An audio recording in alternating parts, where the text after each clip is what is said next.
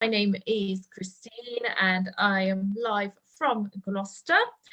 And I'm here with you today with quite a question.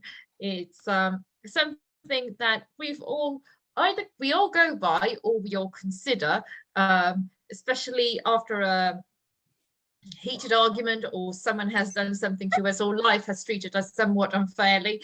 We say, well, tit for tat, isn't it? So today's topic is tit for tat. Do you believe in it and why?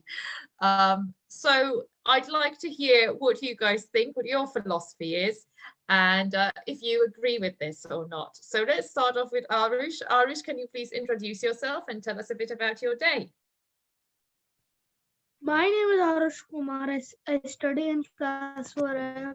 School name is Deval School, Mega City, Kolkata, and my favorite hobbies are painting, gardening, and making videos. And what did you do today? First, I woke up the morning at 9:30. Then I got ready for my classes. After my classes, I was playing for some time. Then I was making some videos, and then after making video, I was cycling, Mhm. and then after cycling, I studied for some time. Then I joined 6:30 7:30 online classes. Then I'm joining class now. Thank you. Okay, excellent. And can you tell me about today's question, tit for tat? Do you believe in it and why or why not? Tit for tat is nothing but the law of karma in action. Mhm. It is justified everywhere in all epic books. Thank you. Okay, I need a bit more from you. Can you tell me how it's justified? Explain the situation, maybe something in your life? Let me tell you an example. Like for example, there are two boys, and one boy just kicks the ball on the other boy's head. Then the other boy kicks the ball on his head. So this is called tit for tat. And do you agree with it? No, because Why? tit for tat should not do it. It is a bad habit.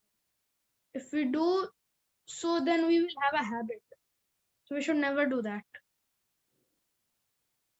Okay, because you think it's a bad habit. Why is it a bad habit? I'm going to press you a bit more. Because in tit for tat, you can do some good things. Like if you're doing any bad thing, for example, like you broke the glass, and then after that, your sister also broke the glass. Okay. So if you broke the glass, and then can you explain this glass situation, please? Like if you it is a bad manner tit for tat. If you like, I have did with my sister once, but it was a good. I didn't did any bad manner in it. It was a good thing. Like I was just teaching her drawing, and then after some time, she also started to teach me drawing. Okay. Okay, so I see. So tit for tat, when it's a good action that is happening, Yes. tit for tat works really well. But if it's something bad, then it's a problem. Yes. No, like in tit for tat, you can do good manners, not bad manners. Bad manners, then in your mind, bad things will come, and you will do that every day, 5 or 6 times. I see. Okay, thank you very much, Arish. That's a much clearer explanation now. Good. Okay, next we have Ambika. Hi, Ambika. Hello, ma'am. Good evening. Good evening. So I'd like you to introduce yourself and tell us a bit about your day. Yeah, thank you. Hello, everyone. Good evening. I am Ambika Rai. I am from Kolkata. I have completed my PhD in 2019. Now I am searching for a job. Today I have, thank you. About today I have woke up yearly and after completing all my household works, I have added few pages to my book chapter. Then I have watched TV, like serials, that is a family drama, all these things. Okay. Then I am now in this class. Thank Excellent. you. Very good. Very good. Excellent. Okay. And can you tell us a bit about what you think of today's question, tit for tat? Yes. Actually, I do believe in it. Tit for tat concept, need for today's life actually, day-to-day life. Nowadays, we cannot expect to remain silent and not to react when someone does wrong with us. But if we don't follow tit for tat, people will consider as a weak, and the people will take advantage of that. But I think tit for tat is always an option for different scenario. Suppose a dog bite me. Then if I think follow this tit for tat, then I have to bite, which is next to impossible for me. In another case again, in a home, there are few old peoples are there, and who mostly not behave us properly without their knowledge. But but it does not mean that in that case we need to do tit for tat for them. Again we can say that if somebody physically harms you, then in that case also tit for tat is not applicable. That means we have to follow some rule, or we have to go to police or other things, but we cannot harm that the same people in the same way in which he harms us. So finally, from my point of view, tit for tat is good, and it is right said that an eye for an eye make the whole world blind. But you have to find the option for every situation tactfully. If no options will work, then we have no other option that either will follow tit for tat or leave the situation and move forward in our life. Okay, so again, thank you. Yes, ma'am. So again, you think very much like our route in a way. So it depends on the situation, but you believe that in today's world, tit for tat is needed because you will be walked over otherwise. Yes, actually, suppose if we are not involved with anybody with an emotion, suppose we are doing job, and somebody will make your make you problem in some cases, or make your CCR bad. Then in that case, we can do some step, but we can first of all, I think we have to handle tactfully. It is the best option. Then if there is no other option, then we'll do tit for tat or leave the situation and move forward in our life. Different depending upon the situation we'll do. But I think we have to do best where we have to handle all these things tactfully. Otherwise, tit for tat is okay, but it is not applicable in every cases. Good, excellent, very good, Ambika. Thank you so much. Very much. You're welcome. Okay, next we have Navya. Hi, Navya.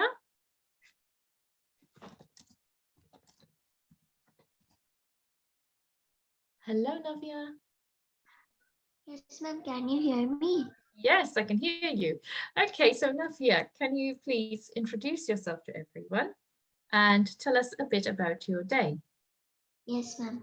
Good evening, everyone. My name is Navya Karwal. I study in class 7 in Calcutta, and my day was good as I came to my grandparents' house. So the whole day I enjoyed with them, so I forgot to study, but it was a really good day. Excellent, excellent. What did you do at your grandparents'? Actually, I came like at 12 o'clock. So mostly like after some time we slept. After when they woke up, we ate lunch. Then I went shopping for groceries and whatever I need, like chips and everything with my grandfather. And then my grandmother and I and my sister and my grandfather, we sat on a dining table, and my grandmother gave us some snacks to eat, and then she told us some stories, and then I joined your class. Excellent, very good. Okay, so Navia, what do you think about today's question? Yes, ma'am. Ma'am, I think it's an 50-50 like 50-50 thing, because if someone is like harming us emotionally or physically, we shouldn't like harm them back, because it will only make it worse. Like if you hurt me with words, so I will also try to hurt you with words, but it will make it will make my mental mind also bad, and your overthink will also become bad. So we should just leave the situation, or we should just not deal with it. But nowadays, like not nowadays, it's an every time thing. Like sometimes when people are being too nice, people just take advantage of them, or just they leave them when they are in the help of situation. So sometimes tit for tat is, sometimes they should be using it. Like if a person is too nice, and if they want help from somebody, but they just say that they are making an excuse, so of course they will also won't have that, because it's not fair, right? Like I am helping you so many times, but you're not helping me. So I guess tit for tat is like an 50-50 option. Okay, it is a 50-50 option, in fact. It is very much a 50-50 option. It's interesting that you mentioned that. Okay, so what about you? Did you have any situations in your life where you had this happening, the tit for tat? Yes, I had a friend of mine who like used to talk to me whenever she needed help. Like during this lockdown period, she like every kid like wanted someone to talk to, because we didn't go to school. So she texted me, and I helped her for getting out of anxiety and depression. But sometimes, like I have a overthinking situation, so I texted her. That time she didn't text me for like 2 weeks, and when then she texted me, she told me that I was busy, I had shopping to do with my parents. So gradually I was very angry that time, and I was mad because I always helped her in any situation, even though my studies were going on, I helped her, but she didn't. So I did one thing. I just simply blocked her by saying bye, and then I didn't meet her when the school was reopened. She came to me, but I told her that when I needed your help, you didn't came to me, so I don't want to be your friend. She told okay.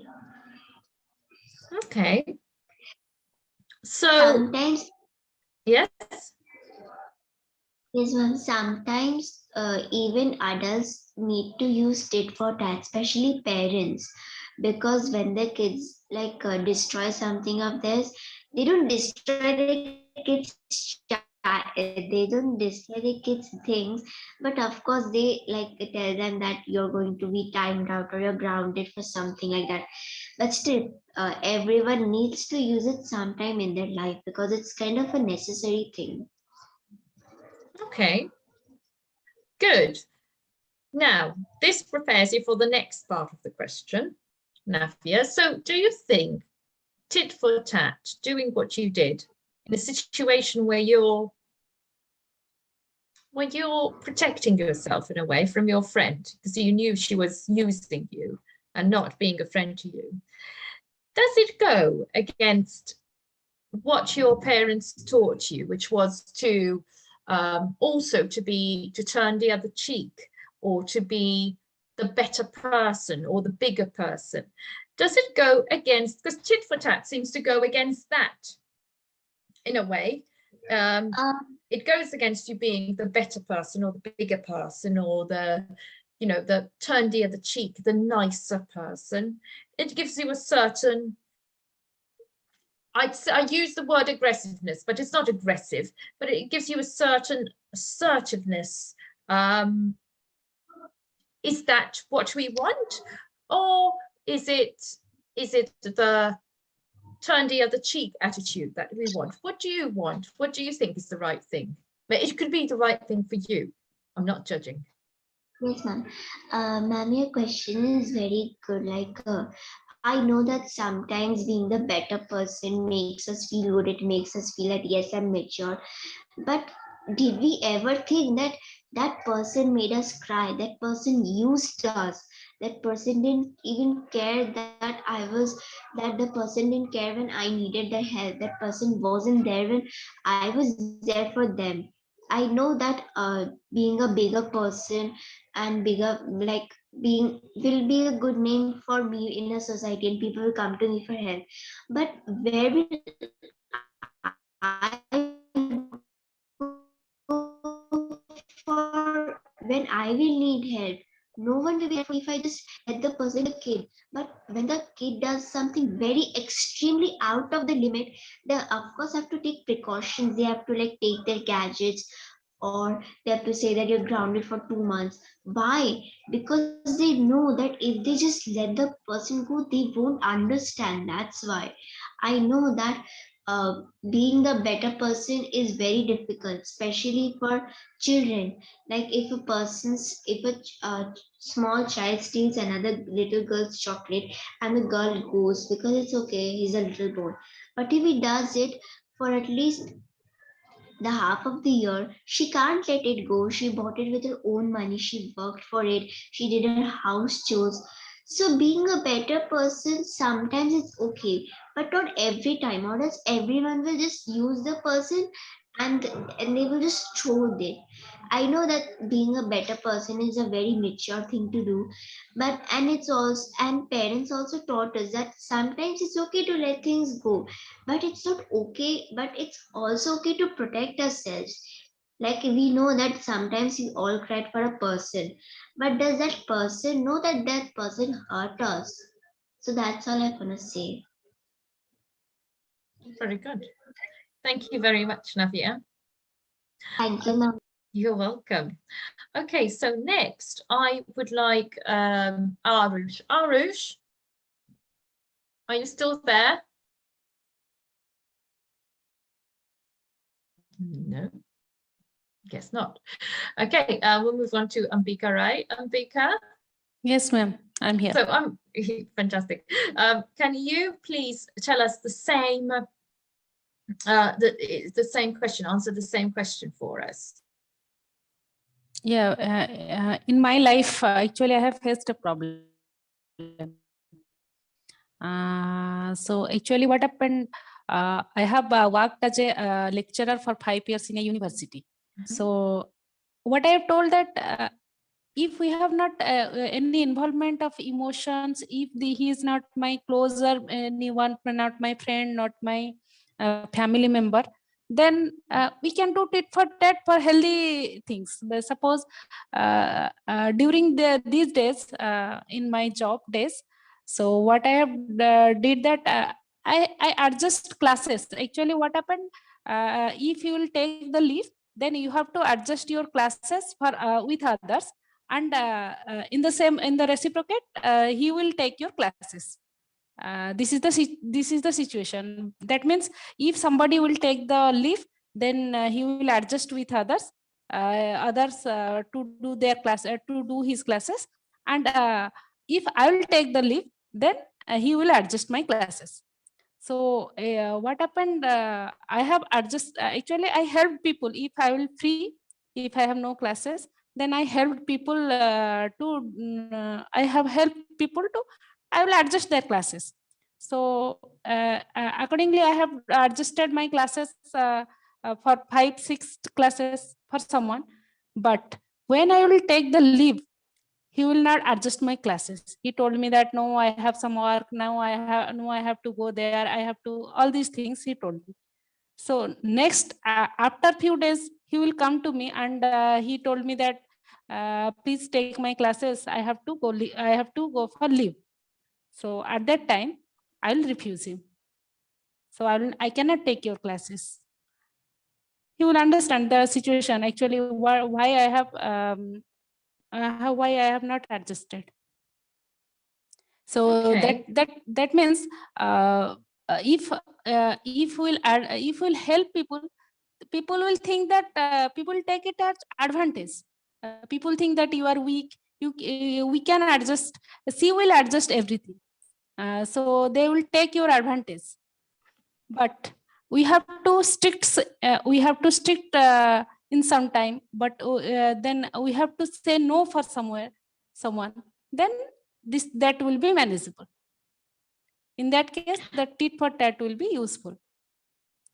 Do you feel it goes against what we're taught? Because we are taught, you know, to be kind, be nice, turn the other cheek. Yeah. Do you feel like it goes against it? No, tit for tat. Actually, I told that is good, but kind something is we have to do that is for good people, not for all the people in the whole world. If we'll show our kindness, then people think that we are weak, and they will take advantage of that. So we have to choose whether that person or that man or that girl will be help in reciprocal, he will help me or not. If she will not help me in future, she will never help me, then why should I? That is actually, it depends upon the scenario. If we'll join anywhere, if you are in job, or if you are in, suppose, in an organization, so in that case it is applicable. It is not applicable in our home, because if we are do this tit for tat in our home, then your family will be completely disturbed. Okay, thank you very much. Thank you so much, ma'am. You're welcome. Arush, are you back? Arush?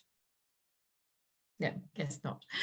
Okay, so I thought it was quite interesting to also have a little look at what they call tit for tat. Tit for tat is actually a game theory strategy to a payoff matrix like that of a prisoner's dilemma. And I thought, what is when I was looking into it, I was like, what is all this? What does it have to do with anything? But it actually, tit for tat, goes very deep into our society and into business. It's used as a game theory strategy in which each participant mimics the action of their opponent after cooperating in the first round. So it is used as a gaming strategy. So if you are in a game and you have an opponent, you first try and go together, but then you give him what he gives you, tit for tat. It can be used in games with repeated moves or in a series of similar games. And it emphasizes the cooperation between participants. It emphasizes that cooperation between participants produces a more favorable outcome than non-cooperative strategy. But it is found, and this is the interesting fact, it's found in economics, psychology, as we know, sociology, biology, and many other fields. So I thought it was quite interesting how it is important to learn tit for tat for economics and for biology. I thought it was quite interesting because, well, we know it is in psychology and in sociology because it's part of human life, but I did not realize that it seeped its way into economics.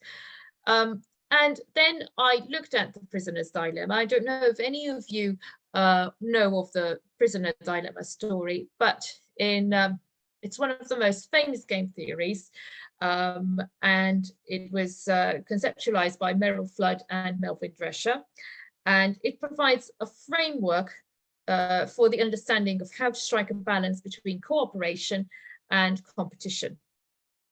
And the prisoner's dilemma it describes a situation where, according to game theory, two players acting selfishly will ultimately result in a suboptimal choice for both. So this is usually encountered in the real world when two competitors are battling it out in the marketplace.